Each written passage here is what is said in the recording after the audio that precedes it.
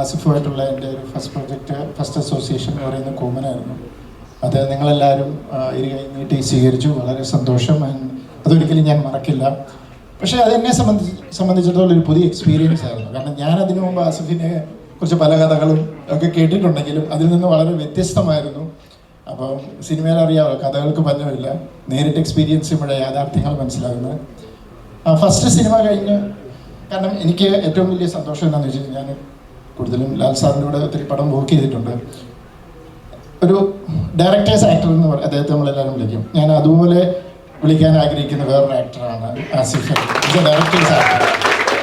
അദ്ദേഹത്തിൻ്റെ സിനിമ കാഴ്ചപ്പാടുകളുണ്ട്, സ്ക്രിപ്റ്റിൽ അദ്ദേഹത്തിൻ്റെ സജഷൻസ് പറയും, അതെല്ലാം ഉണ്ട്. പക്ഷെ എൻഡ് ഓഫ് ദ ഡേ ആ ഡയറക്ടറിൽ ഒരു വിശ്വാസം അർപ്പിക്കുകയാണ്. അതൊരു വലിയ ഉത്തരവാദിത്തമാണ്, ഒരു സമാധാനമാണ്, സന്തോഷമാണ് ഒരു ഡയറക്ടേഴ്സ് പോയിന്റ് ഓഫ് വ്യൂവിൽ.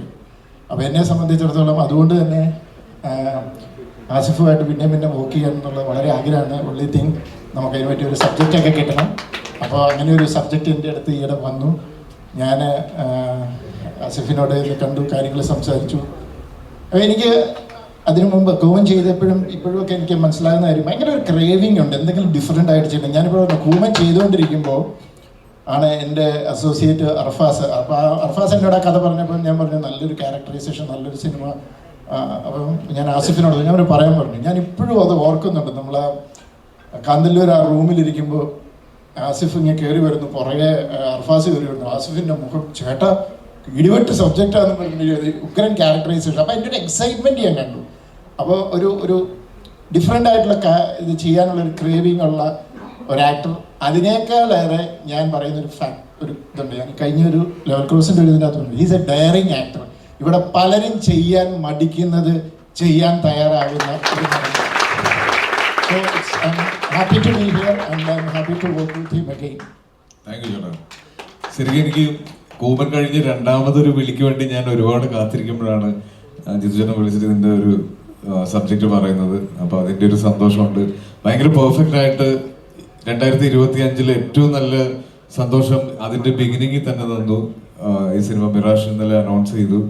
ഷൂട്ട് ഞങ്ങൾ ഈ മാസം പകുതിയോടുകൂടി ആരംഭിക്കും. അപ്പോൾ കൂമനേക്കാളൊക്കെ ഒരുപാട് മുകളിലുള്ള വലിയൊരു നല്ല സൂപ്പർ ഹിറ്റ് സിനിമയാവട്ടെ എന്ന് ഞാനും ആഗ്രഹിക്കുന്നു. ചേട്ടൻ്റെ കൂടെ വർക്ക് ചെയ്യുമ്പോൾ ഞങ്ങൾ ഒരു ഫാമിലി പോലെയാണ്. ജിത്തുചേട്ടൻ്റെ കൂടെ എപ്പോഴും ജിത്തുചേട്ടൻ്റെ ഒരു കംപ്ലീറ്റ് ക്രൂ എന്ന് പറയുന്നത് അദ്ദേഹത്തിൻ്റെ എല്ലാ സിനിമകളിലും വരുന്ന ഒരു ഫാമിലി ഫീലുള്ള ഒരു ക്രൂ ഉണ്ട് അദ്ദേഹത്തിന്. അപ്പൊ ആ കുടുംബത്തിലേക്ക് കൂമനിലൂടെ ഞാൻ കയറി. ആ വീട്ടിൽ എനിക്ക് എപ്പോഴും ഒരു സ്പേസ് ഉണ്ട്. ജിത്തുചേട്ടൻ എന്നോട് എപ്പോഴും പറയും, നമ്മൾ എവിടെ വെച്ചാൽ കാണുന്നത് ചോദിക്കും. അപ്പൊ ഞാൻ ചേട്ടാ, ഞാൻ വീട്ടിലേക്ക് വന്നാൽ കുഴപ്പമുണ്ടോ, എന്താ നീ അങ്ങനെ ചോദിക്കണേ, നിനക്ക് എപ്പോഴും എൻ്റെ വീട്ടിലേക്ക് വരാൻ എപ്പോൾ വന്നാലും കട്ട്ലറ്റ് തരും എന്ന് എൻ്റെ അടുത്ത് പറയാറുണ്ട്. അപ്പൊ ആ ഒരു സ്പേസ് തന്നതിലും ചേട്ടാ, ഇത്ര എഫേർട്ട് ഇട്ട് ഇവിടെ വന്നതിലും എനിക്ക് ഒരുപാട് നന്ദി. ഇത് ഭയങ്കര ഫോർമലായിപ്പോൾ ഞാൻ ഇങ്ങനെയൊക്കെ സംസാരിച്ചത്. ഓക്കെ, ആക്ച്വലി ഞാൻ വരാൻ ആഗ്രഹിച്ച എന്നെ വിളിച്ച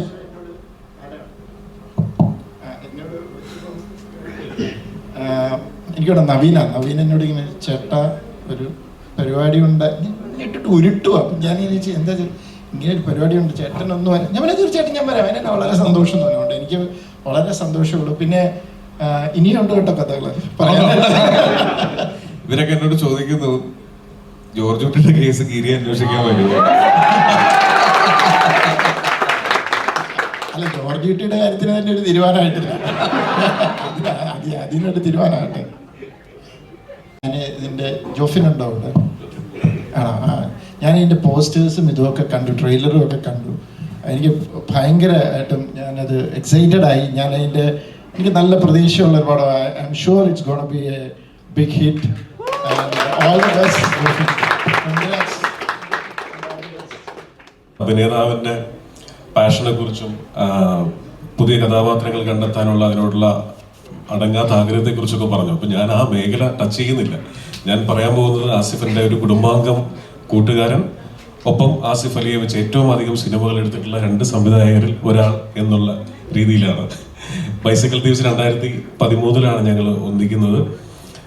അന്ന് മുതൽ ഞാൻ അത്ഭുതപ്പെട്ടിട്ടുള്ള ഒരു കാര്യം, ആസിഫ് അലിയോടൊപ്പം നിൽക്കുന്ന ആസിഫ് അലിയുടെ ഫാൻസ് എന്ന് ഞാൻ വിളിക്കുന്നില്ല, ഫ്രണ്ട്സ്. അതിനെക്കുറിച്ച് മാത്രമാണ് ഞാൻ ഇവിടെ പറയാൻ ഉദ്ദേശിക്കുന്നത്. കാരണം അത് ഒട്ടും നിങ്ങളെ മുൻപിൽ ഇപ്പം ഇങ്ങനെ ഒരു വേദിയിൽ അത് പറഞ്ഞ് കയ്യടി മേടിക്കാൻ വേണ്ടി പറയുന്നതല്ല. ഏറ്റവും അടുത്ത് നിന്ന് കാണുന്ന ഒരാളെന്ന രീതിയിൽ ആസിഫിന്റെ എല്ലാ അവസ്ഥകളും ഏറ്റവും അടുത്ത് നിന്ന് കണ്ടിട്ടുള്ള ഒരാളാണ് ഞാൻ. അപ്പോൾ അപ്പോഴൊക്കെ വിജയത്തിലും പരാജയത്തിലും അവഹേളനയിലും ഒക്കെ ആസിഫിനോടൊപ്പം നിന്നതിന് നിങ്ങൾ അടിച്ച കയ്യടി ഒരു പ്രാവശ്യം കൂടെ നിങ്ങൾക്ക് വേണ്ടി തന്നെ കേൾക്കുന്നു. അതൊരു ചെറിയ കാര്യമല്ല. ആസിഫ് ഒറ്റ വാക്കിൽ പറഞ്ഞാൽ ആസിഫ് അലി ഒരു ഗുഡ് ബുക്കാണ്.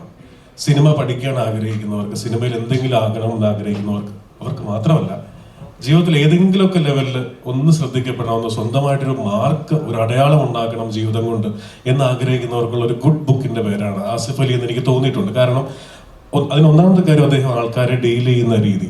ഇപ്പൊ എന്റെയൊക്കെ അടുത്തേക്ക് ഒരാൾ പരിചയപ്പെട്ട് വരുമ്പോൾ ഞാൻ കീറി മുറിച്ച് പരിശോധിച്ചിട്ടാണ് ഒരാളെ എന്റെ സ്നേഹിതനാക്കുന്നത്. ആസിഫ് അലി അങ്ങനെയല്ല, വരുന്നതെല്ലാം എടുക്കും, എന്നിട്ട് ആസിഫിന്റെ ഒരു രീതിയിലേക്ക് അവരെ മാറ്റുകയാണ് ചെയ്യുന്നത്. അങ്ങനത്തെ ഒരു വല്ലാത്ത മാജിക് ബുക്കാണ് ആസിഫ്. അപ്പൊ അതൊരു ഞാൻ പറഞ്ഞില്ലേ, ഒരു ഗുഡ് ബുക്ക് എന്ന് പറയാൻ കാരണം അതൊരു നല്ല ആക്ടർ എന്നതിനപ്പോൾ ഒരു നല്ല മനുഷ്യൻ.